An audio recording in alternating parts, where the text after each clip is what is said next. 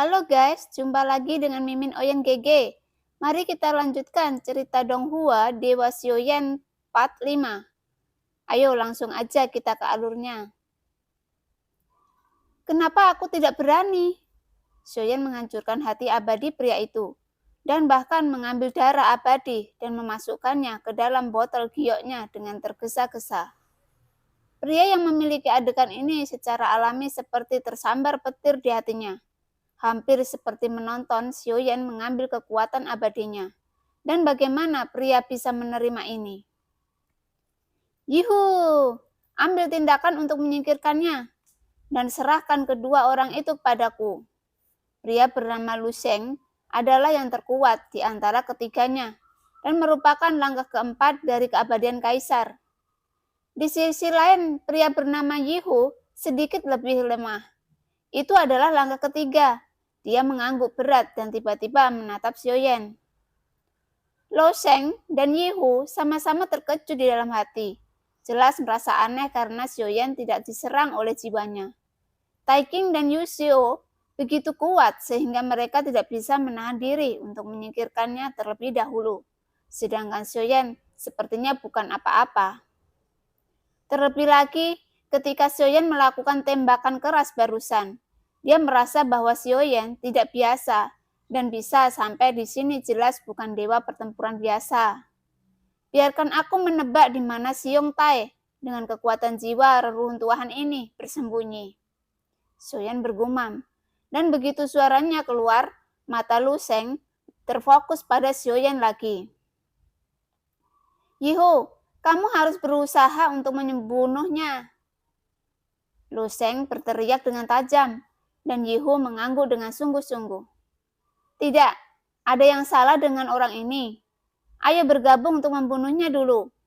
Lu Sheng sepertinya menyadari sesuatu, dan dia berbalik dan menyerah membunuh Tai Qing dan Yu Xiu.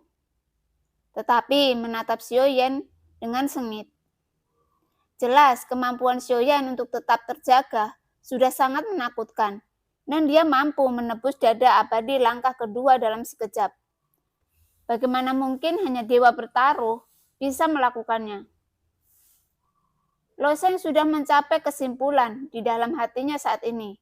Xiaoyan sangat kuat. Mungkin yang paling tersembunyi dan terkuat di antara ketiganya. Xiaoyan harus ditangani terlebih dahulu. Lo Sheng sudah ketakutan saat ini, tetapi tidak ada jalan keluar sekarang. Dia harus mencoba untuk mengetahui apakah Xiaoyan seperti yang dia duga. Apakah kamu berencana untuk bertarung 3 lawan 1? Xiaoyan bergumam, dan mata Xiaoyan datar memandang mereka bertiga. Kami bertiga terbiasa bekerja sama, jadi apapun yang kami hadapi, kami semua akan melakukannya bersama.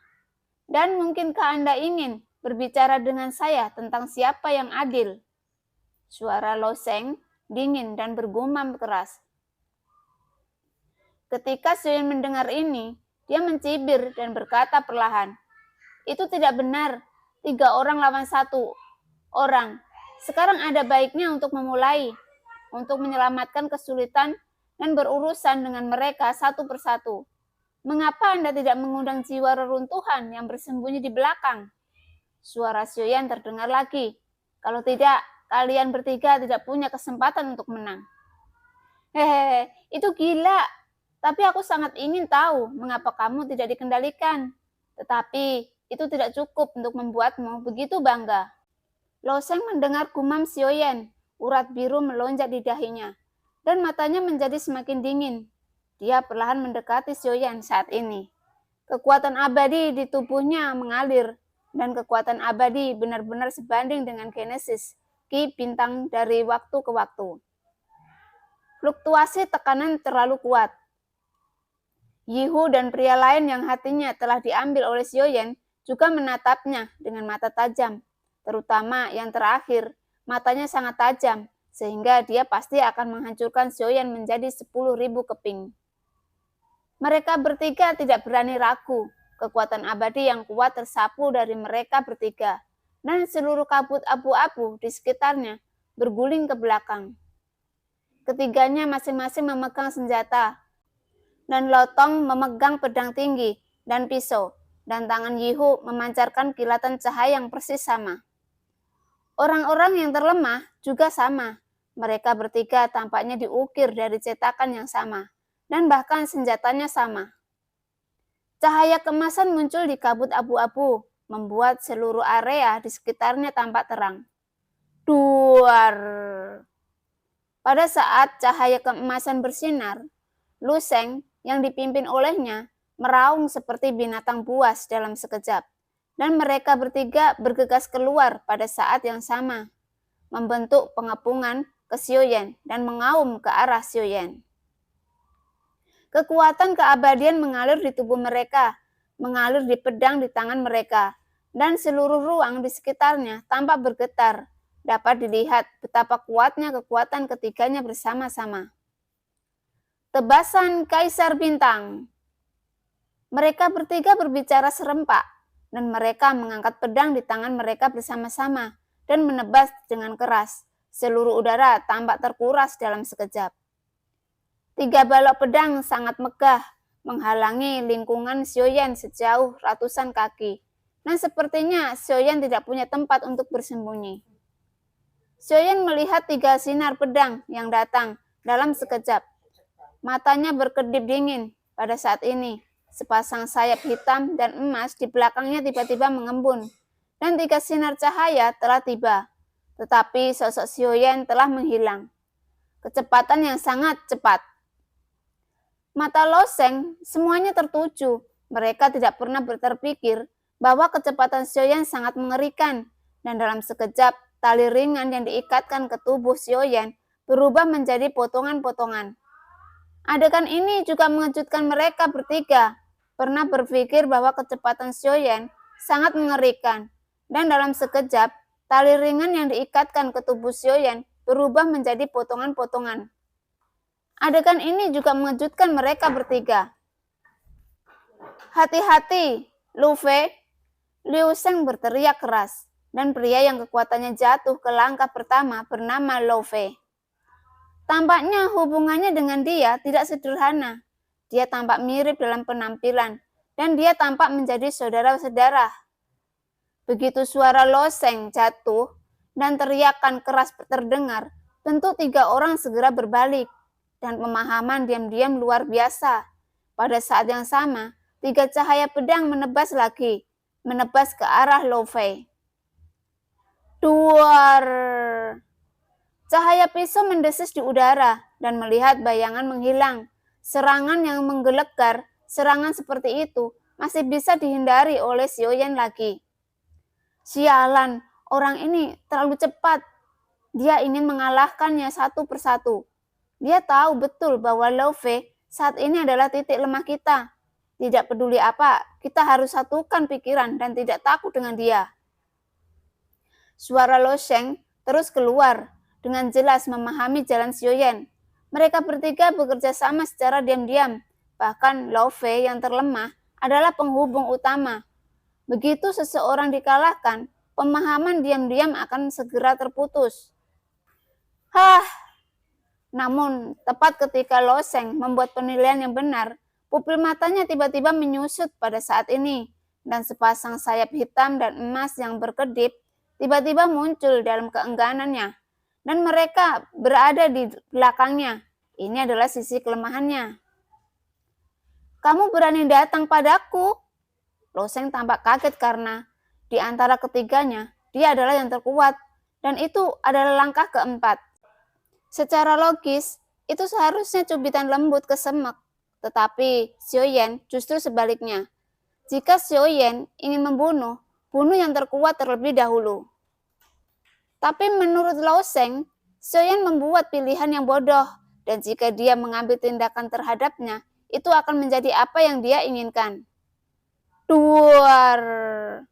Saat sosok Xiaoyan muncul, lengan Lu Sheng terbalik, dan ketika dia mengangkat tangannya, itu adalah pisau yang secepat kilat, dan menebas ke arah Xiaoyan dengan kecepatan yang sangat cepat.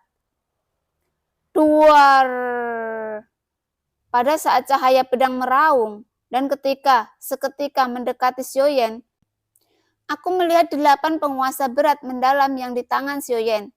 terbungkus dalam jantung guntur dan api, bertabrakan dengan cahaya, pedang bersama-sama. Peringkat keberuntungan, tebasan guntur dan api yang mendominasi. Mata Loseng tajam, dan bahkan ketika dia berteriak keras, kekuatan abadi melonjak di atas pedang tertutup di tangannya, langsung mengembun menjadi cahaya pedang yang terjalin dengan guntur dan api, dan mengaum ke arah Xiaoyan lagi. Saya melihat Xiaoyan memegang 8 penguasa berat mendalam yang sunyi. Semua api dan guntur yang dinyalakan oleh Xiaoyan mengalir ke dalam 8 penguasa berat mendalam yang sunyi. Dan penggaris itu menjadi semakin panas, seolah-olah membakar dirinya sendiri. Selama pertempuran, Xiaoyan tidak keberatan, dan bahkan bisa dikatakan bahwa dia memakan origin ki-nya dengan gila-gilaan, tanpa khawatir. Yang dia inginkan hanyalah menggunakan dewanya untuk bertarung dengan seluruh kekuatannya. Tentu saja, dalam menghadapi orang yang begitu kuat, perlu menggunakan kekuatan yang kuat dari avatar dewa asli. Untuk Xiaoyan, avatar telah menjadi bagian dari kekuatannya. Dewa dan avatar telah lama digunakan, tidak dapat dibedakan satu sama lain. Semuanya hanya untuk membuat diri sendiri lebih kuat, itu saja. Makan api dan lari ke penguasa guntur. Meskipun melahap api dan bergegas ke penguasa guntur hanyalah keterampilan bertarung dari peringkat teratas.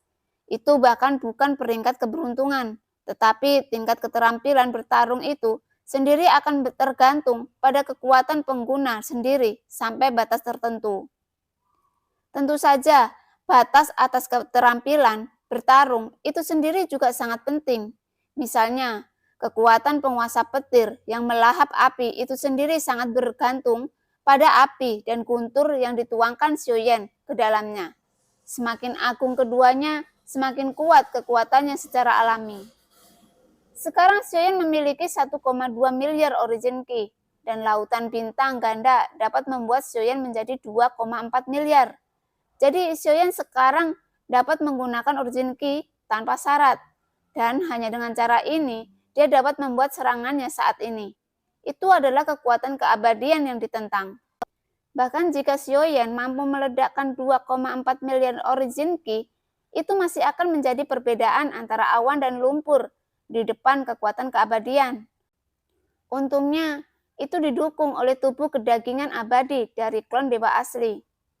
Itu juga kekuatan fisiknya yang kuat, tidak hanya membungkus kekuatan api dan guntur yang kuat, tetapi juga memadatkan tubuh kedagingan abadi dari klon dewa asli. Jadi, ki ini telah menebus batas atas keterampilan bertarung itu sendiri. Dan kekuatannya sebanding dengan keterampilan tingkat menengah, bahkan kelas atas. Duar.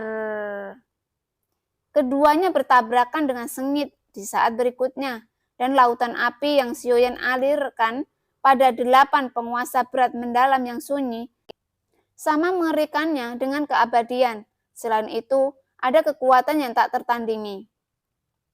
Saya melihat bahwa sinar pedang Loseng runtuh dengan kecepatan yang menghancurkan.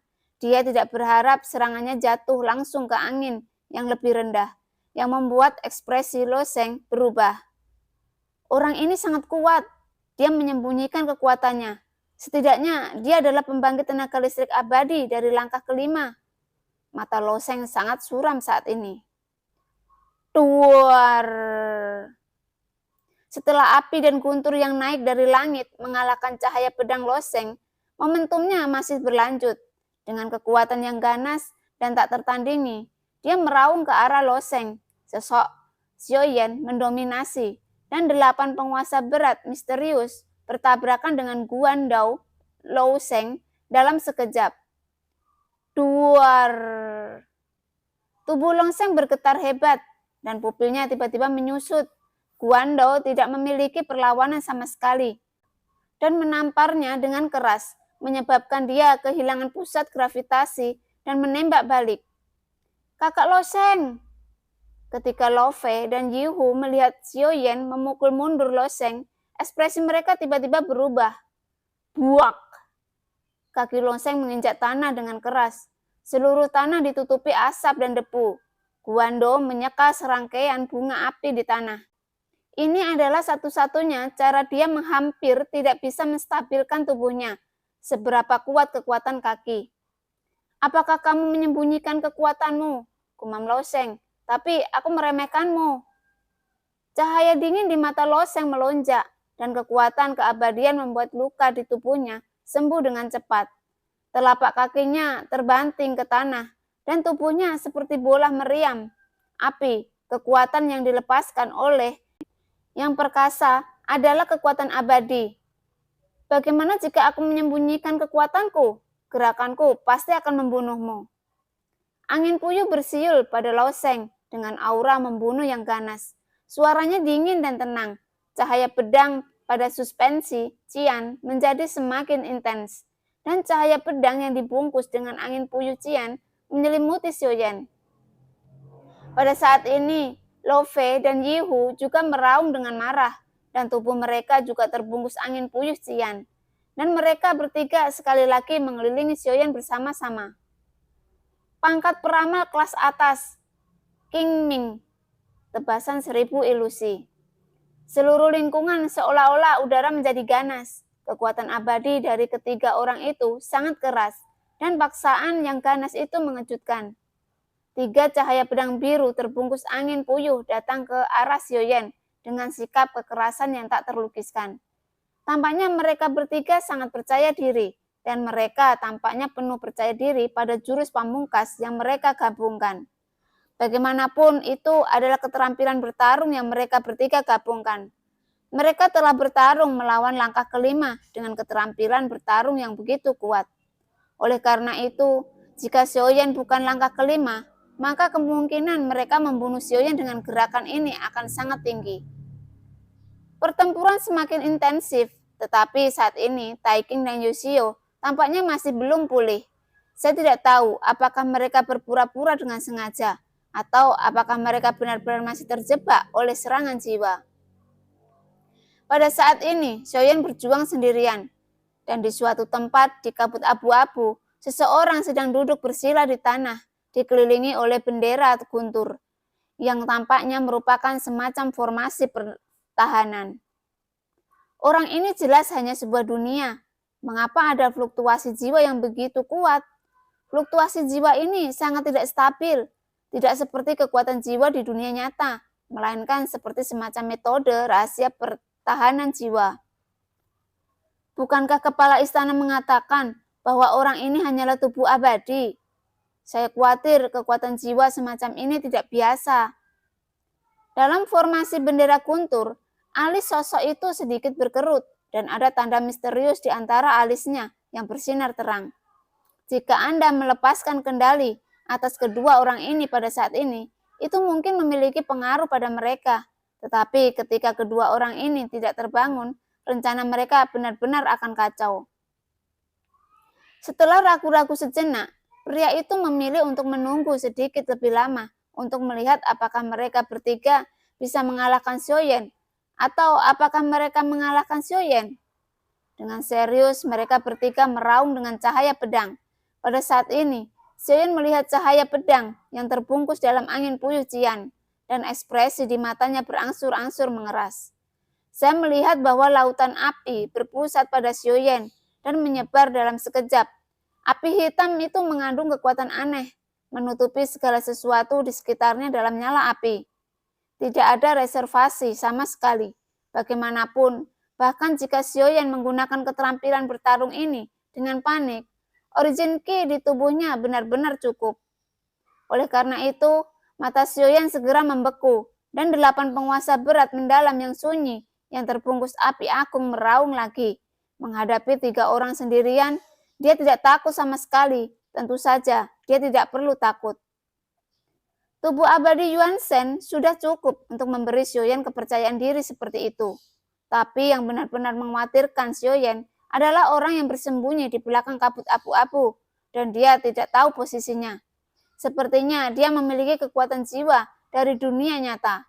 Jika dia mengerahkan kekuatannya pada saat yang kritis, maka bahkan jika itu tidak fatal bagi Xiaoyan, itu tetap merupakan bahaya besar. Tentu saja, Tidak mengherankan bahwa permaisuri ada di sini.